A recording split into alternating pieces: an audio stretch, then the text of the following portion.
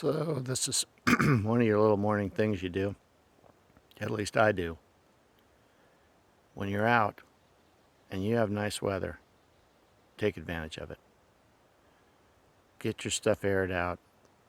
Do a little air laundry, socks, poly particularly if you sleep in it. Get your sleeping bag out there, get it aired out. Let's take a look at the Tigris here on some of the stuff I did to it. I didn't exactly like everything that was done on the Tigris. One thing I needed real bad was a center thing here. So I've got regular webbing with a grommet that we sewed right into the middle. And then I took a bag, made a little bag, my wife did, put a little piece of webbing on it, and then we put it on there with a pin. So if I can't find a handy stick like this, I can use my canoe paddle so that I can get that pitch on it, okay, that'll allow the water to run down. It's really nice to be able to take and wake up in the morning and look out and see things, or wake up in the middle of the night. There's a little bit of a moon last night. You can really see quite well, although I don't like the color of this insect screen. It's almost kind of a white. It's very hard to see through if you shine a flashlight out. I don't really care for that. I would not recommend that kind, but this is a $50 tent. That's what I paid for it. It's the old style with, that window. The other thing I did is I went along the ridge line and I sewed 3 ridgeline things. So if I want to, if I'm in between trees, I don't have to use the poles. I also put a center line in here so that you can pull that up right there and make sure that that water drains down that back. Over here, I recycled an old pole from a Eureka Timberline tent that I got at Goodwill. And we sewed a piece of webbing down along here with a grommet. And this is a looped piece of webbing so that this piece stops right there where it goes through the grommet. The grommet holds it, but it can't go any further, so it's not sliding clear down to here. This is the original, which I don't know how well that would hold up, but I do stake it off in 2 different directions. I stake it off there, either to a stake, or I got a tree there, or I stake it off this way, so it keeps it taut. In the back, if you can get a stick, it just gives you a little more headroom on that back pull out. And there's no, I don't open those windows because I'm never going to probably really enclose this up completely.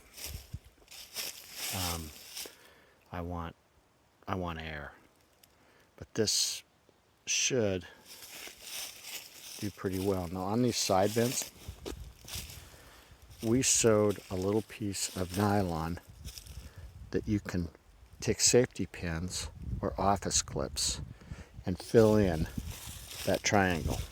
Okay, so if you get a bad storm,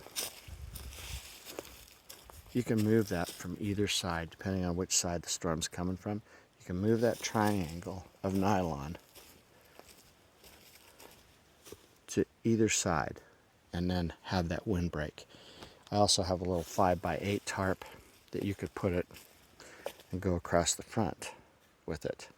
And so you'd be able to see out, but you'd be protected from the storm. You've got a place to cook inside. If you take and you put a safety pin like this, I carry these with me all the time. They're quilting pins.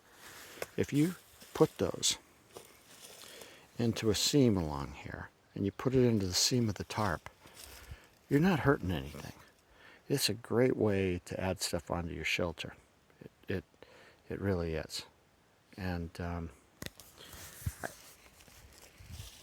taking and modifying your equipment, it's all part of going out and doing stuff. It's making things your own. And you know, I sew my own backpacks, and I did bring a little dry bag this time that I like. Okay, it's right here. It's an Ozark Trail from Walmart. It was $33. It's a little dry bag pack. All right, it's a fairly good size. What I did to modify it was it had 2 loops on each side here. I cut the loops off there, and I cut the one off here, so I just have these. I don't really see what the purpose of the other one was. I don't even know if I'm going to be using these, but I have it just in case. I left it just in case since it's new. It's got a zippered pocket here. My log and everything goes there. On the sides, it's got these that had like a carrying strap. So we sewed, you can see how we sewed that right there. We sewed these straps with Fastex on to that. Okay, so there's no sewing onto this dry bag. So we keep that the integrity of that there. Then